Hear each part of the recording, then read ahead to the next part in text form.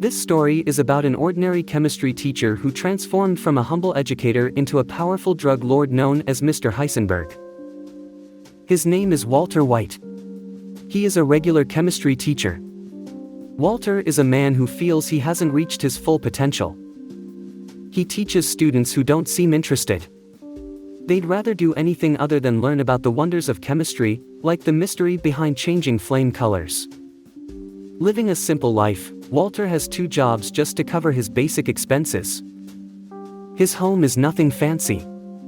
He needs a new heating system, they eat cheap food, and unpaid bills are starting to gather. His car isn't in great shape either. Then, Walter notices something on TV, common thugs using basic chemistry to produce meth and earn good money. A light bulb goes off. If they can do it, Walter, a trained chemist, can surely do it better. However, working at a car wash proves too much for him. He starts to have severe coughing fits. Don't worry, he's not gone. Doctors say he has lung cancer, and it's severe. They give him a 2-year timeline. Facing this reality, the car wash job loses its appeal. Now, Walter thinks of diving into the meth production game. He remembers his brother-in-law, Hank, who's with the drug agency. Watching Hank in action during a raid, Walter spots a former student, Jesse Pinkman, fleeing the scene. He tracks Jesse down and proposes a partnership. He'd make the meth, using his chemistry expertise. Jesse, after being impressed by Walter's approach, agrees. They invest in an RV using Walter's savings. This becomes their mobile meth lab. Jesse is relaxed about the whole thing, but Walter is serious. He wants the best product out there. To kickstart their venture, Jesse introduces a potential buyer. But there's a hiccup. One of them remembers Walter from the raid and thinks he might be a snitch. They're moments away from getting shot. Walter, thinking fast, offers to show them how to produce superior meth. These thugs didn't realize Walter's skills. He can cause a poisonous explosion with some chemicals. The next thing you know, there are 2 motionless bodies in the RV, and Jesse's out cold. Walter rushes away from the crime he's just committed and an erupting fire. In his panicked state, he crashes the RV, hearing sirens. He believes it's over for him. I might as well end it now, he probably thinks, pulling out his gun. But luckily, the gun's safety is on, and even more fortunate, the sirens. They're from fire trucks. Walter returns home, confident and brave, but tells his wife Skylar nothing of what happened. Jesse contacts Walter, worried. They have one body to get rid of and another who's barely alive. Surprisingly, Walter chooses his job over this mess. As things progress, the nearly dead drug dealer breaks free from the RV. When Walter eventually gets to Jesse's place, they find the guy and tie him in Jesse's basement. They then have to decide who will dispose of the corpse that lies in the van. They toss a coin. It's not an easy start. Jesse struggles to find the right container for the body. And Walter? He gives the tied-up man some food. Jesse tries to use a regular bathtub for the disposal. But it ends in a mess, with acid leaking everywhere. Walter's reaction? I told you to get a plastic container. Walter still hasn't made a move on the man trapped in his basement. Instead of acting quickly, he's stalling, trying to find a different solution. Unexpectedly, he starts bonding with him. He learns the guy's street name is Crazy 8, but his real name is Domingo. Now, it's tricky. This isn't just some random guy anymore, it feels like they've become friends. Hurting him now would be way too personal. While Walter was in the basement, Jesse decided to use the meth they had brewed for his own personal use. Walt wanted to get rid of the evidence, while Jesse wanted to get the most out of the work they had done, so they both ended up fighting. Later, in a dramatic turn, Walter uses a bike lock to end Crazy 8's life. Even though Crazy 8 had a brief appearance, he left an impact. Meanwhile, Hank is piecing together clues from the recent events. He spots Crazy 8's car near the crime scene. Hank's journey to connect the dots spans across multiple seasons, but the final revelation is worth the anticipation.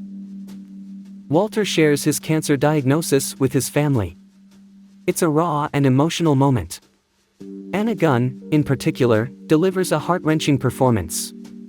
The episode doesn't push the plot forward much, it focuses on character growth. Walter starts distancing himself from conversations about his treatment, wanting to be independent. Jesse is also using drugs, and against this backdrop he feels like someone is watching him. In fear, he runs away from his lot. It turns out that it's just people putting up ads. We also get a glimpse into Jesse's personal life, revealing his estranged relationship with his family. While significant for character depth, this episode doesn't offer many comedic moments. With his venture with Walter hitting a rough patch, Jesse is job hunting. He encounters his buddy Badger, who's trying to stay clean because of probation. Everyone has a soft spot for Badger.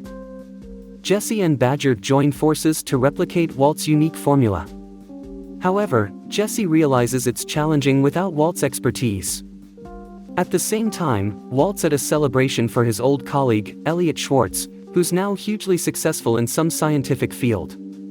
Elliot tries to lure him with a lucrative job, but Walt hesitates. Deep inside, he desires independence and control. Walt's loved ones stage an intervention, urging him to seek medical care. There's a strong emotional scene, but let's fast forward to when Walt decides to undergo treatment. He wants to fulfill his family's wishes but can't resist his side gig in the meth world. Hank is investigating Walt's school after discovering a mask originating from there. But instead of suspecting the obvious, the chemistry teacher, he believes the affable Mexican janitor is the culprit due to a past record. This is when we witness the initial consequences of Walt's illegal venture. Walt's transformation into Heisenberg becomes evident when he shaves his head due to cancer-related hair loss. Jesse, attempting a deal with the unpredictable Tuco, faces a brutal beating when demanding payment. An angered Walt, now identifying more as Heisenberg, decides to confront Tuco himself. He showcases his skills by detonating a chunk of fulminated mercury, stating, "This isn't meth." Heisenberg goes to a parent-teacher meeting. He's trying to distract himself from mistakenly getting the school janitor in trouble. To divert his attention, he starts playfully teasing his wife, Skylar, subtly during the meeting. This move effectively takes her focus away from the conversation. The following day, Heisenberg and Jesse plan a meetup with Tuco. Tuco has started to see Heisenberg as someone just as unpredictable as himself. They agree to supply him with twice the usual amount of meth the next time. Jesse is wary because he knows the consequences of not delivering to Tuco. But Heisenberg isn't bothered, partly because of his terminal illness and also his confidence in their ability to produce the required amount, provided they get their raw materials. Their first step is to obtain some Etch-a-Sketch toys from upset kids. This is to make thermite, a compound they plan to use to breach a security door. Once inside, their target is a large barrel of essential methylamine. Using this ingredient, they produce the series' signature blue meth. Tuco is impressed and demands more. To emphasize the importance of their deal, Tuco violently deals with his bodyguard as a warning. Heisenberg figures he needs $737,000 before he can stop his risky business. But of course, things don't go smoothly. There's a twist: Tuco ends a man's life. And just when you think it's bad enough, Hank finds security camera recordings. He thinks a scientist might be part of it because of some unusual materials found. And just like that, Tuco's two guards are no more. The situation worsens when Tuco points a gun at our main characters. Now Hank is chasing after Tuco. Some clues lead him straight to Tuco. Skylar knows Heisenberg is gone, but she doesn't know the link between him and Tuco. In a twist, Tuco takes them to his uncle's place. His uncle can't do much, but he has a bell he uses. We'll get back to him. As things heat up, Heisenberg tries to poison Tuco with food. But the uncle warns Tuco. Just as things look bad, Jesse fights back. A wounded Tuco faces Hank, and it doesn't end well for Tuco. All this while, Heisenberg and Jesse are hiding, watching the showdown. Heisenberg has a plan to fool everyone. He acts like he lost his memory. Jesse gets caught, but when faced with the scary old drug lord, who is the bell-ringing uncle, he keeps quiet. Heisenberg returns home, but Skylar doubts him. She has reasons, there's talk of a second phone, and she can't match his story with what she knows. This makes things tense between them for the next few episodes. Jesse is in focus, and things aren't looking good. He's booted from his aunt's house, which he called home after her passing. Next, someone snatches his bike. His RV, which contains all his work tools, is stuck at the impound. He owes money to a fellow who hid the RV there for him. Things get worse when he tries to find shelter and falls into a portable toilet. The day concludes with Jesse, tearful and dirt-covered, resting on some cardboard. The dawn sees Jesse demanding money from Heisenberg, which he claims is due from their last transaction. They have a heated argument about the sum, but eventually, they reconcile, even sharing a small kiss. Jesse starts afresh. He finds a new home and meets an attractive, edgy girl. He partners with Heisenberg again, and this time they've got a small team to help distribute their merchandise, avoiding any unpredictable middlemen for now. Meanwhile, Hank is mentally struggling after taking Tuco's life. Jesse faces off against two unsavory individuals who have taken product from his associate, Skinny Pete. Jesse's compassion shines when he cares for the child of these addicts, who sadly prioritizes their habits over their child's well-being. Shifting gears, a dramatic moment unfolds when one of the individuals causes an ATM to fall onto the other's head. Walter tries to call Jesse, and since he doesn't pick up, he goes to his house and starts banging on the door. Jesse doesn't answer and his neighbor Jane appears from the next door. Walter asks to open the door for him and says that he is Jesse's father. At this point Jesse opens the door and lets Walter in. Inside, they start arguing, and Jesse tells how he went to the house of the junkies who robbed Skinny Pete, and how Spudge's girlfriend took the gun, and how she pushed an ATM machine over Spudge's head. Walter meets Badger, Skinny Pete, and Combo at the museum and tells them that he is Heisenberg. Those tell him that there are rumors on the street that Jesse killed Spudge. Walter replies that this is not true and advises him not to believe the rumors. Skylar comes to apply for her old job, and when she sees the owner of the company, Ted Benek, she waves at him through the window. He invites her in, they chat, and Ted suggests that Skylar take her old job again. Walter comes to Jesse's house again and tells him that they need to take on more territory to make more profit.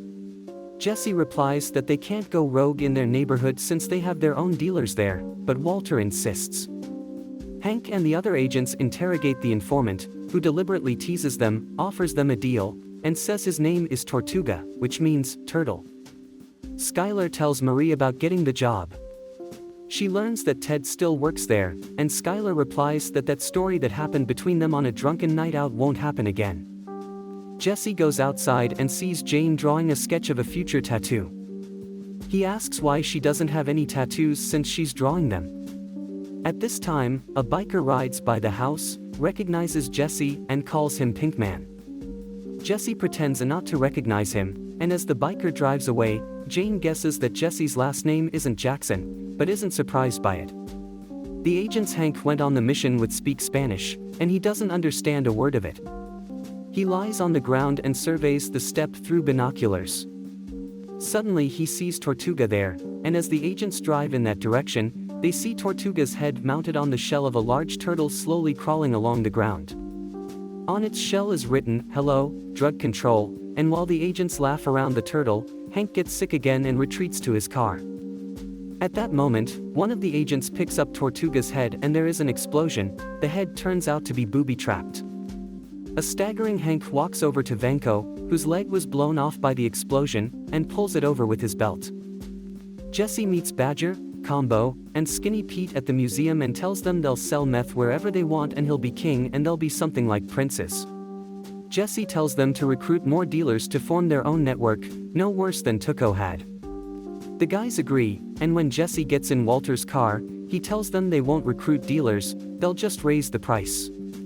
Skylar arrives at his new office and learns that Ted has separated from his wife. Jesse goes out to the backyard and sees Jane there. He tells her that his real last name is Pinkman and Walter is not his father. Jane replies that it's none of her business. Jesse says there's no way he can set up the satellite TV, and they both go to his part of the house. Jesse picks up the remote and clicks the buttons, but nothing changes on the TV screen.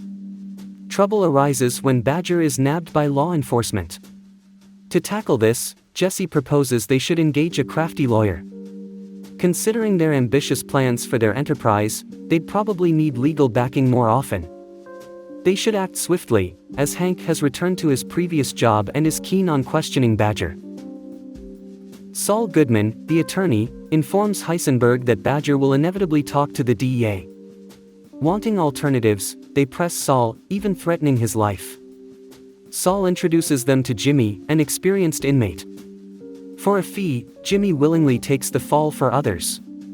The price? $80,000 and a pound of premium meth.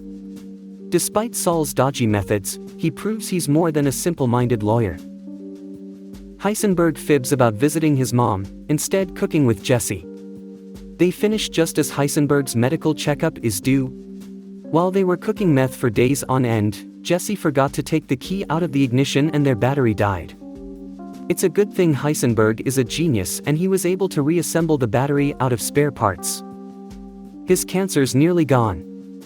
Emotionally conflicted, he ends up hitting a towel dispenser. Heisenberg develops a desire for power. He begins to dominate, allowing his son to drink against Hank's wishes and driving rival metabolic chefs away from his neighborhood. Skylar, meanwhile, flirts with her boss, leading viewers to speculate about their future. Combo meets a tragic end, and Jesse's entire crew steps back. Saul suggests a shift in strategy, a professional distributor. Enter Gus Fring, a fast food chain owner who, unbeknownst to them, has his own dark secrets. Jesse misses a pivotal meeting with Gus, being preoccupied with drugs and his new flame, Jane. Concurrently, Skylar unravels financial discrepancies in her employer Ted's accounts, hinting at tax evasion. This revelation takes a backseat as Skylar goes into labor. Baby Holly is born, seemingly destined for a peaceful life. Skylar's minor smoking habit, Heisenberg's steady job, and the ever-supportive uncle, Jesse surely promise a smooth journey. On a separate note, Walter Jr., Heisenberg's often overlooked son, creates a fundraiser for his father. Saul perceives this as an opportunity to launder Heisenberg's drug money. Heisenberg visits Jesse's place only to discover Jane in a dire state. Instead of assisting, he decides it's better for her to exit their world, as she's coming between him and Jesse. Throughout this season, there's a recurring hint of an incident, marked by the unsettling sight of a charred teddy bear. Here's the revelation: after Heisenberg didn't intervene in Jane's overdose, he found himself in a bar alongside a man, unknown to him as Jane's father. Overwhelmed by grief for his daughter, Jane's father, an air traffic controller, deliberately lets two planes collide, leading to the explosion hinted at earlier. Amid this unfolding chaos, Jesse grapples with the pain of losing Jane. To help him navigate this crisis, Saul dispatches his reliable enforcer, Mike Ehrmantraut. Mike steps in, both figuratively and literally shaking Jesse out of his despair, then sets about resolving the immediate issues. Meanwhile, the narrative offers a peek into Gus Fring's dual life. He actively supports DEA initiatives for drug prevention, cleverly maintaining a public image. This parallels Heisenberg's own attempts at living a double life. However, Heisenberg's execution isn't as flawless. Skylar's suspicions grow. She discovers he has 2 cell phones after a slip-up during a pre-surgery chat. Furthermore, she figures out that he never visited his mom and that he's somehow funding his medical expenses. Disturbed and full of doubt, Skylar decides she needs distance, telling him she's unsure of what's happening but chooses not to be near him for now. The next season introduces silent yet menacing villains, the twins, whose mere arrival can unsettle anyone. They're on a mission to locate Heisenberg, with their connection to Tuco becoming clear later on. Jesse enters rehab, while Heisenberg admits his dark secrets to Skylar, hoping to regain her trust. But with divorce looming, Skylar struggles with the truth. Heisenberg faces a hiccup: he's stopped by the police. With a cracked windscreen as the reason, he could have gotten away with a mere citation. Yet, being himself, Heisenberg kicks up a fuss and ends up with a face full of pepper spray. All this for standing his ground on the First Amendment rights. Mysterious silent twins traveling to see someone called Senior Ding Dong, or better known as Hector Salamanca. They employ a Ouija board for chats. Oddly, this board is found in a senior's home. Regardless, the twins have a mission. They're using this board to identify Heisenberg. Now, Skylar is getting insights. She realizes that Ted's tactics in the financial world mirror Heisenberg's. Both men push boundaries for family's sake. However, she's not in a forgiving mood. Even a big pizza won't mend the rift. Jesse gets a glimmer of hope. He takes a bold move, repurchasing his childhood home. The twist? He gets it for half its value, thanks to Saul Goodman's sly tactics. When questioned about the lowered price, Jesse hints at a meth lab, leaving the sellers in a bind. As the original homeowners are due to arrive, Jesse's ready to reclaim his space. Twins on a chilling mission to end Heisenberg. However, a sudden message stops them. Hold off on that. Skylar is on a mission to evict Heisenberg from their home. But he's not budging, saying, "The mortgage has my name, so I'm staying right here." At the same time, over at the chicken farm, the silent twins aren't too pleased. They're itching to go after Heisenberg. Gus Fring, however, tells them, "Once I'm done with Heisenberg, he's all yours." But patience isn't their virtue, is it? Despite Skylar's complaints and even police involvement, Heisenberg stays put. To hit him where it hurts, she drops a bomb. "I cheated." Hank's getting closer. He's on Heisenberg's trail, discovering more evidence. He connects the blue meth to a girl at a gas station, just looking to elevate her party scene. Thanks to ATM footage, he identifies the RV type used by Jesse. Heisenberg has a moment of folly, attempting, and failing, to break into Ted's office. This string of erratic actions costs him his teaching position. Perfect, right? More time for meth cooking. But here's the twist, he doesn't seem keen. Meanwhile, Jesse's been cooking, but it's not quite the same quality. The two clash over ownership of the recipe. "This is my creation," says one. "You wish," retorts the other. To stir the pot, Gus hands Heisenberg only half the earnings, even though he didn't cook this batch. Seems like Gus wants to lure Heisenberg back to ensure the meth stays top-notch under his brand. Gus lures Heisenberg further by offering him a hidden lab, neatly tucked beneath an industrial laundry setting. Heisenberg, in return, hands Jesse his share and warns, "Stay away from the meth game, pal. If not, I'll spill your secrets." We see a memory where Jesse chose to swipe an RV rather than purchase it, wasting Heisenberg's cash on party girls. I mean, why spend on multiple party girls when you're just one person? Makes sense to stick to one and save some bucks, right? Shifting back, Hank connects the RV to Combo's mom. She lets him search Combo's space, leading to a photo discovery of Jesse. Heisenberg's paired up with his lab partner, Gale. At first glance, Gale's the nerdy type, easy to tease and dominate. But, man, the guy brews an unforgettable coffee. The tension amps up when Hank tails Jesse to his RV. But the savvy junkyard owner knows his rights, stopping Hank from busting in without a warrant. Heisenberg, thinking on his feet, has Saul's guy fake a hospital call about Hank's wife. Watching Hank's face at that moment? Pure fury. In another scene, Gus's chicken joint becomes the staring contest venue for the silent twins. They're eager for Gus's green light on Heisenberg's elimination. Gus, in his cinematic style, says, "Sunset. Be there." Rather than giving them to Heisenberg, he suggests Hank as a target, the actual shooter of Tuco, fitting their vengeance narrative better. In a past memory, Hector shows the twins about the importance of family by making one twin save the other from drowning. This episode is a whirlwind of emotions. Hank unleashes his anger on Jesse, who later vows revenge, but never acts on it. Even so, Hank's career takes a hit. But things take a darker turn when the silent twins shoot Hank. By the end of the day, Hank's had it rough. Jesse feels his life's a mess due to Heisenberg. He swears off collaboration. Yet, a tempting $1.5 million offer gets him back. Heisenberg feels Gale's a buzzkill and welcomes Jesse back. Meanwhile, Hank's life hangs by a thread, and one silent twin's not doing well either. During Heisenberg's visit to Hank, the DEA introduces him to the wounded twin, leading to a gripping showdown between the two.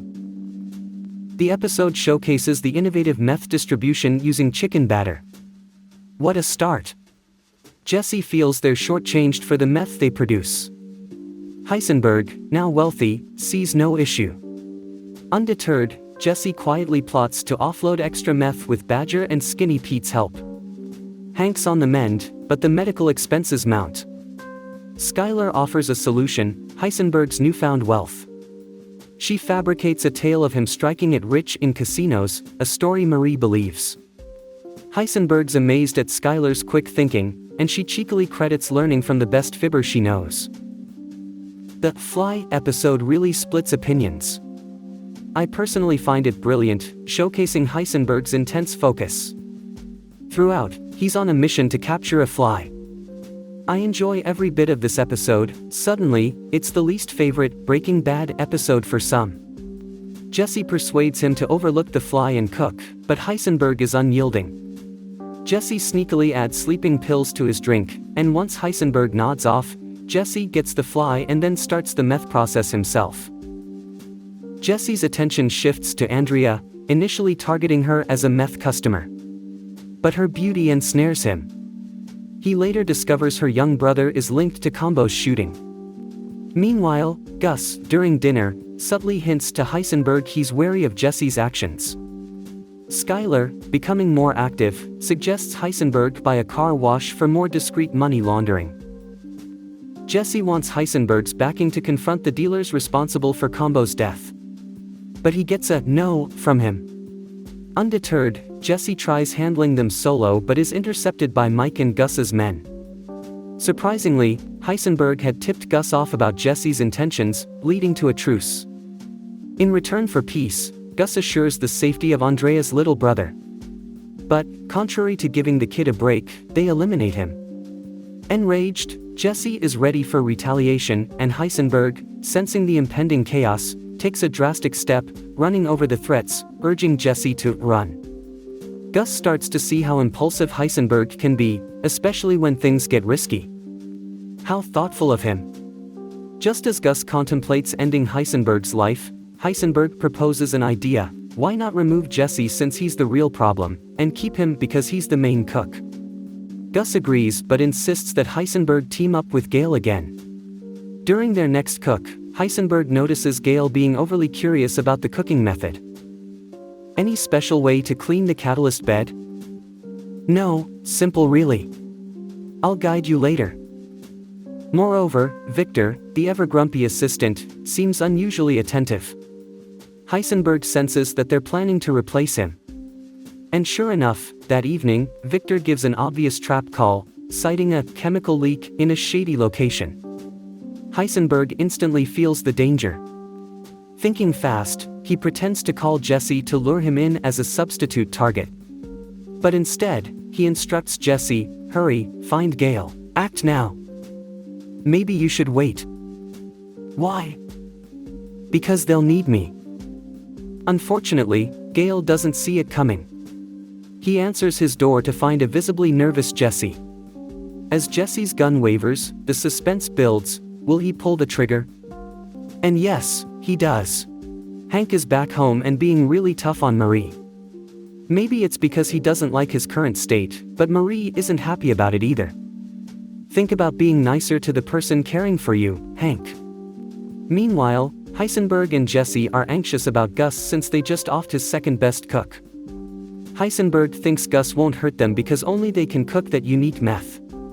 But then Victor tries to prove he can cook it too. Just as Victor is showing off, Gus comes in, looking like he's ready for action. Instead of going after Heisenberg and Jesse, he finishes off Victor. It's clear that loyalty means nothing to Gus. He'll end you if it helps his business. Heisenberg gets a gun, possibly to confront Gus. Jesse, still shaken from his last violent act, tries music to soothe himself. When that doesn't help, he throws a never-ending party and even pays his buddies to keep it lively. Gus has a new person supervising their cook, and Mike, the ever-watchful one, makes them double-check their work. Skylar wants to buy Bogdan's car wash, but he's still bitter about past events with Heisenberg. So, he throws a big price at her. Not willing to play his game, Skylar walks away for now. Marie gets some focus, showing her kleptomaniac side. She's visiting open houses and taking little things. This is highlighted since the episode's title is Open House. Skylar then thinks of a plan. She hires Bill Burr to pretend to be an inspector, saying Bogdan's car wash is polluting the land. This pressures Bogdan to sell at a fair price. Though Skylar and Heisenberg act pleased, they're just putting on a show. Pretending is the theme here. Hank's recovery is ongoing, and he seems down. A colleague gives him a case file to keep him busy, the mystery of who ended Gale. Heisenberg's family joins Hank and Marie for dinner. Hank wants to mock someone with more problems, and everyone tries to laugh along, even Heisenberg, who's secretly dealing with his own lung cancer. Hank shares some notes and asks about the initials, WW. Could it be Walter White? Walter plays it cool. Meanwhile, Jesse's playing games on his Xbox 360 and chilling on a messy bed. But, while he's distracted, Mike spots someone taking Jesse's cash stash. Jesse doesn't seem bothered, he just wants to have fun and use his money. Mike's puzzled. Gus thinks of a plan, make Jesse value his work by joining Mike on his collections. But Gus has another plot brewing. Heisenberg's worried when Jesse's missing for the next meth cook. Mike reassures him, saying Jesse's helping him. After a long day, Heisenberg gets home and, before he freshens up, he and Skylar get a bit close. Elsewhere, Jesse, waiting in a car, sees some shady guys approaching. He almost hits them, trying to defend the stash. But it turns out Gus and Mike staged this to boost Jesse's confidence and get him back in the meth mindset. Still, what if Jesse had really hurt them? Would he have fallen back into despair? Hank's puzzled by a receipt from a chicken place among vegan Gale's belongings. Why would a vegan visit there? Skylar's worried that Heisenberg is slipping, especially after he tips off Hank that Gale might not be the meth genius. She warns him about the risks, but he boldly says he's not at risk, he is the risk. Another standout moment is when Heisenberg officially gets the car wash and keeps Bogdan's special dollar bill as he leaves. Heisenberg claims the first dollar Bogdan ever made, saying it belongs to him now. He's so bold that he uses it to get a soda. Skylar hasn't been home after Heisenberg's outburst. Walter Jr. feels stuck in the middle until his dad gifts him a fancy car. Happy with the gift, he thanks his father. Skylar thinks the car might raise eyebrows with the IRS and suggests returning it. But, instead, Heisenberg destroys the car. He then heads to Jesse's to plot against Gus. He believes Gus is trying to divide them. Heisenberg creates a poison, hides it in a cigarette for Jesse to use on Gus. But Jesse misses the chance. Hank, focusing on the chicken shop, finds a way to link Gus. He pitches the idea to DEA bosses, making them curious about Gus's involvement. The DEA grills Gus, but he has answers ready. Hank is persistent and asks Heisenberg to join him on stakeouts. Heisenberg can't say no, or it'd look fishy. We get a peek into the past where Hector Salamanca harms Gus's friend, explaining their rivalry. Remember Hector, he'll be important in Gus's revenge story. Ted visits Skylar, not for a romantic reunion but to warn about the IRS probing his finances. This is concerning since Skylar was there when he faked his accounts. She doesn't want IRS attention, so she acts clueless in front of them. This convinces the IRS that she's just a naive accountant. Skylar tells Ted to settle his IRS debt, but he's more into his new car. Jesse gets invited to dine with Gus. The perfect chance to poison him. But, they end up talking. Later, Heisenberg's angry Jesse didn't act against Gus and feels betrayed. Jesse is taken to a sandy location in Mexico. The mission? Teach the cartel Gus's meth recipe.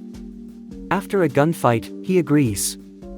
There's a notable cartel leader, remember him? This leader thinks Gus wants to share the meth production, but Gus isn't into sharing. Gus, now ill, and Mike, hurt from the gunfight, regroup. Gus speaks of replacing Heisenberg. But Jesse, loyal to Heisenberg, warns Gus against it. Meanwhile, Skylar wants Ted to pay the IRS. Ted doesn't budge. So, she asks Saul Goodman for help. Saul's men, including Bill Burr, visit Ted. Ted, scared, tries to run but gets hurt. Hank wants Heisenberg for another spy mission at the laundry. In a quick move, Heisenberg crashes the car to avoid it. Then, Gus captures Heisenberg, warns him to stay away from the lab fearing for his life. Heisenberg asks Saul to make his family disappear. But this service isn't cheap. He plans to use his hidden money, but when he gets home, he finds Skylar gave it all to Ted. It's a major scene. Saul, helping Heisenberg, tips off about a cartel threat against Hank. The family is moved to Hank's place for safety, except Heisenberg. Meanwhile, Jesse's girlfriend's son gets poisoned. Jesse finds his poison-laced cigarette gone. Angry, he blames Heisenberg. And he's right, it was a ploy by Heisenberg to turn Jesse against Gus. Using this new alliance, Heisenberg plants a bomb on Gus's car. But Gus, sensing danger, avoids his car. There's some cat and mouse play going on between Heisenberg and Gus. Then, Heisenberg thinks of bringing Gus to Hector Salamanca. Now, you might wonder, why would Hector assist a person who had a hand in killing his nephew Tuco? It's about revenge. Revenge drives this angry old man's emotions. Hector asks a nurse to arrange a session with the DEA. This gets Gus's notice. Gus confronts Hector, thinking he's spilled secrets. But Gus doesn't know that Hector told the DEA nothing more than a rude remark. I'm truly sorry. At least he maintained his composure this time. When Gus tries to poison Hector, Hector gives a legendary death glare. This moment leads to one of the most memorable half-face explosions before death, where the man adjusts his stance to leave the world with grace. Heisenberg and Jesse deal with Gus's men and try to erase all traces. Yet, they might have missed some. The episode begins with Heisenberg looking like he's homeless, truly seeming out of place and without shelter. What's going on? It's my birthday. What's happened to him? And why is there an M60 in his car? Answers won't come until the series finale. Hank inspects the old lab, spots a camera. This camera connects to Gus's laptop, now with the police as proof. Heisenberg sees the danger too. Just as things seem done, Mike's mad at Heisenberg for ending his boss. But they need to team up because the video on that laptop could put them behind bars unless they erase it. They succeed with a big magnet hidden in a van. Then, Gus's laptop is shown, screen shattered. Skylar goes to see Ted in the hospital, feeling bad for indirectly harming him. But he seems to get the message. A German man munches on hash browns, looking like he wishes for an end, which he quickly gives himself once the DEA shows up at his workplace. This man led the fast food part for Madrigal, the main firm for Los Palos. Another key player in this crime web is a jittery woman named Lydia. She managed Gus's operational side. With the team falling apart, Lydia pushes Mike to remove some smaller links to prevent them from talking to cops.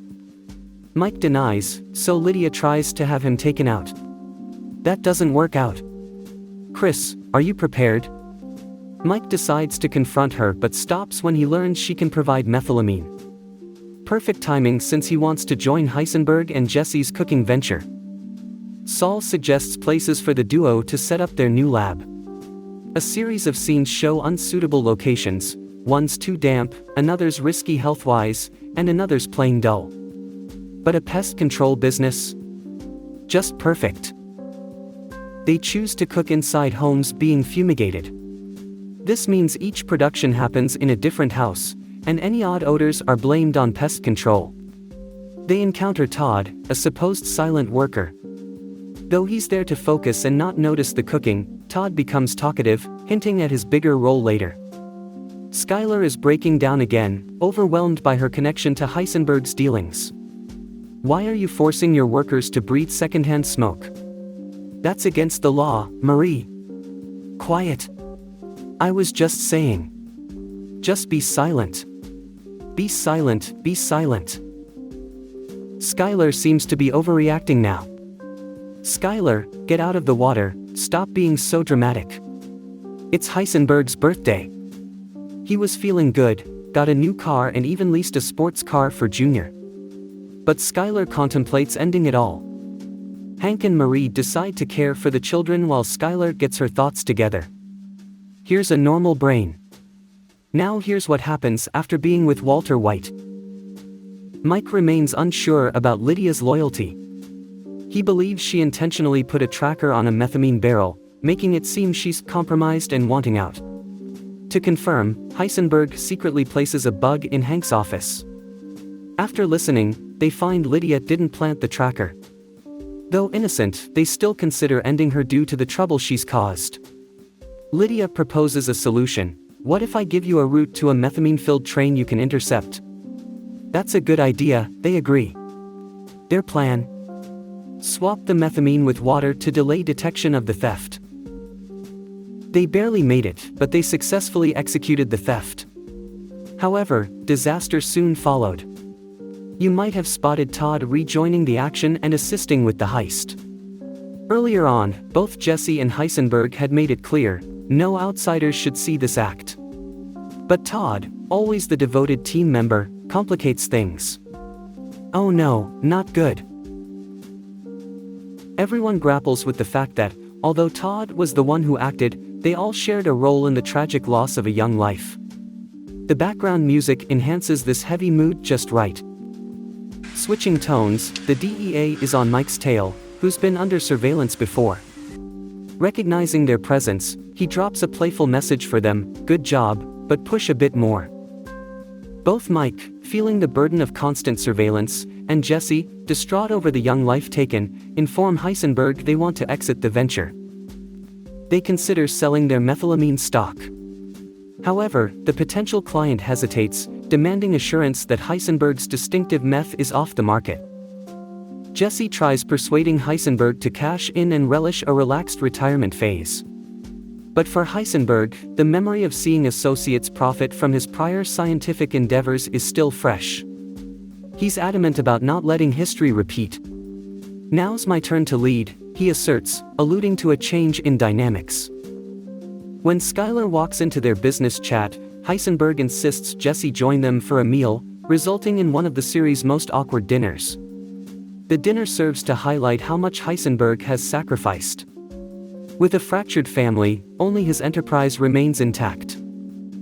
To influence Heisenberg's decision, Mike restrains him.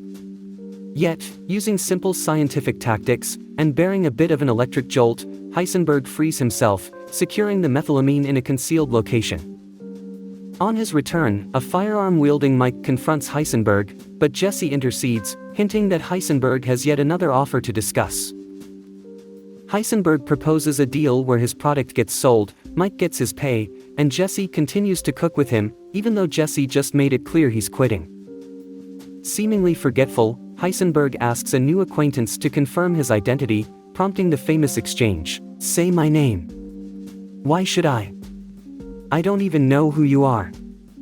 "Say my name." Heisenberg. "That's right." Jesse, firm in his decision, reminds Heisenberg again about his choice to leave. Heisenberg then recruits Todd, inexperienced in chemistry but good at following orders. With his lawyer's assistance, Mike takes out his savings and removes any evidence. When the DEA later raids his home, they find nothing. Hank's boss cuts his budget for Mike's investigation, but Hank sidesteps by looking into Mike's lawyer, catching him red-handed with money deposits. With authorities close, Mike escapes, looking suspicious near a playground. As Mike's in hiding and his lawyer's questioned, Heisenberg's desperate for the names Mike's been paying for silence. But Mike's reluctant, knowing they'll be in danger and resentful that Heisenberg disrupted his arrangement with Gus. The situation escalates, and Heisenberg shoots Mike by a river, leading to his peaceful yet tragic end. Without the names from Mike, Heisenberg connects with Lydia, who agrees to share the names if he exports his product to the Czech Republic. Armed with the list, he seeks Todd's uncle, a seasoned criminal with a distinct tattoo, to eliminate the informants. Skylar, trying one last tactic to persuade Heisenberg to leave the drug world, presents a massive stack of cash they've amassed. Eventually, he agrees, it's time to stop. He offers Jesse his due money, but Jesse views it as tainted and wants distance. Heisenberg's family life seems to return to normality with casual gatherings and fun by the pool. But a shocking discovery is made when Hank stumbles upon a book gifted to WW from Gail Boetticher during a bathroom break, leading to a significant realization about Walter White. The episode unveils with a scene from the future, showcasing Heisenberg's home, now in a state of ruin and emptiness. Heisenberg quietly retrieves the ricin he'd hidden for future use, but who is it intended for now? Fast forward to current events, and Hank grapples with the shocking revelation that his brother-in-law is the very criminal he's been chasing, even endangering his life multiple times. Understandably, it's a lot for him to digest. Hank starts gathering any bits of proof against Heisenberg, but evidence is scarce. Meanwhile, Heisenberg finds his treasured book missing and soon figures out Hank has it. In a confrontational meeting, Hank accuses him, but Heisenberg hints at his short remaining lifespan due to cancer. Heisenberg warns Hank, implying he should think carefully about his next move. Hank wants Skylar to spill the beans on Walter, but with her family just reuniting, she's hesitant to see it crumble again. Amidst the turmoil, Heisenberg instructs his associates, Huel and QB, to move his money stash, eventually burying it in the desert. At the same time, Skylar faces intense pressure from her sister, Marie. When Marie realizes Skylar knew about Heisenberg's activities for a while, she reacts with a firm slap. Switching scenes, Lydia's dealings with the cartel take a twist when she employs a far-right group to eliminate them. The motives aren't entirely clear, but it seems she's streamlining her operations. Jesse is questioned by Hank after being spotted spreading vast sums of money across town, trying to distance himself from his dark past. But he's not ready to spill anything until a sudden realization hits him. Somehow, Jesse figures out that Heisenberg might have been behind poisoning the young Brock.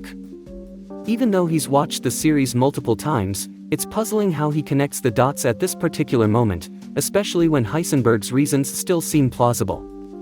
Why would Jesse doubt them now?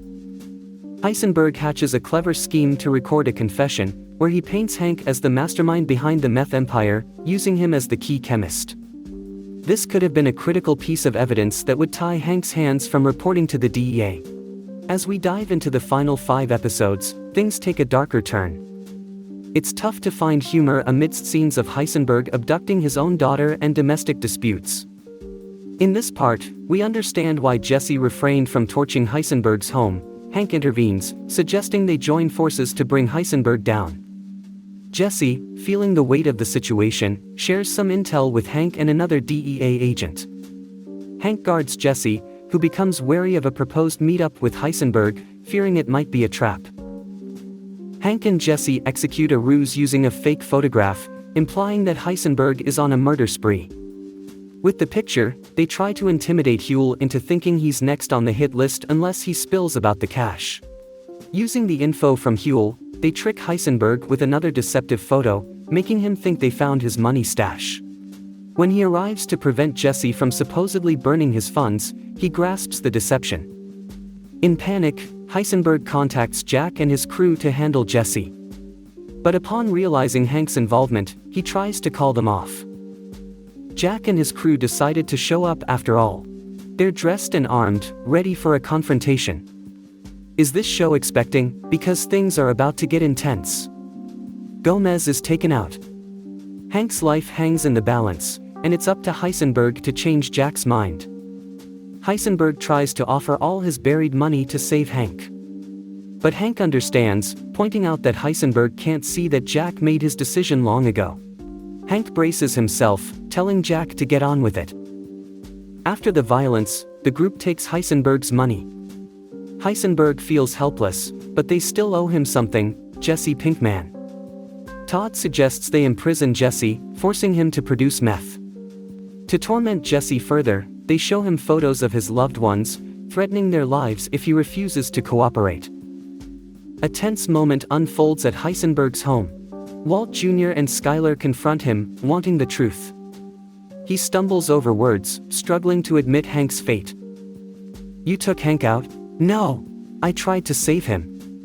I won't go into detail about this part. It's gut-wrenching." Matters escalate when Heisenberg tries to escape with his daughter, Holly. Skyler's despair is palpable as she chases the car. Recognizing the gravity of his actions, Heisenberg leaves Holly at a fire station and vanishes. Heisenberg takes on a fresh name, Mr. Lambert. However, since he isn't Mr. Lambert for long, I'll stick to calling him Heisenberg. The person aiding his identity switch instructs him to lay low in a secluded cabin. Meanwhile in New Mexico, Jesse makes an attempt to break free but doesn't succeed. As a consequence, his loved one is taken from him right in front of his eyes. Trying to do right, Heisenberg plans to pass on his leftover cash to his kin before his time is up. Yet, his son, Walt Jr., is angry, asking why he doesn't just pass away. This leaves Heisenberg with no way to hand over his wealth. Then, he spots his former colleagues, Elliot and Gretchen, speaking ill of him on TV. Frustrated, he dashes out of the bar with a plan in mind. Heisenberg covertly enters Elliot and Gretchen's lavish residence. He feels like he's missing out, seeing all they've gained, much of which he believes is due to him. With his end near and being known as a notorious criminal, he instructs them to hand over his savings to Walt Jr. on his 18th birthday. If they fail, he claims he has gunmen to deal with them. Turns out, these gunmen are his old buddies, Badger and Skinny Pete, using simple laser pointers. A nod to the past. Intent on settling scores, Heisenberg focuses on Jack and his gang. He's set up a trap with a gun in his car that fires on command. As chaos ensues, he pulls Jesse to safety. An unlucky shot wounds Heisenberg. Jesse thinks of ending him but sees he's already on borrowed time. Heisenberg then strolls in their lab, reminiscing about the passion that once crowned him the chemistry kingpin. And then he dies.